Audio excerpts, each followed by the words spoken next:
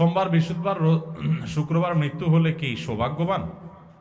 সোমবার আর বৃহস্পতিবার মারা গেলে সৌভাগ্যবান হওয়ার কথা কোরআনে হাদিসে কোথাও নাই। তবে জুমার দিন কেউ যদি মারা যায়, শুক্রবারে যদি কেউ মারা যায়, তাহলে সেক্ষেত্রে হাদিসের বর্ণনা মতে ওই ব্যক্তির কবরের আযাব, কবরের প্রশ্নোত্তর থেকে সে নিরাপদে থাকে, কবরের ফিতনা থেকে সে নিরাপদে থাকে।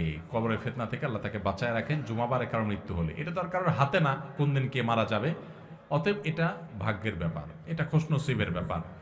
যদি কেউ এই দিনে মারা যায় তাহলে এই সৌভাগ্যের অধিকারী সে হবে। আবার এইবারে মারা গেলেই যে সে জান্নাতি, এরকম কোনো গ্যারান্টি দেওয়ার কোনো সুযোগ, কারণ শুক্রবারে বহুত আল্লাহর প্রতি অবিশ্বাসী কাফেরেরও মৃত্যু হয়, বহুত ফাসিকেরও মৃত্যু হয়। আবার শুক্রবার ছাড়া অন্যদিন মারা গেলে লোকটা খারাপ, সেরকম যোগ বিয়োগও কষবেন না। আমরা তো বাঙালি খুব সহজে যোগ বিয়োগ কষার ওস্তাদ, বুঝেন নাই? এটা দেখে আপনি যোগ বিয়োগ করতে যাবেন না। একজন নেককার মানুষের মৃত্যু শনি রোববারেও হতে পারে।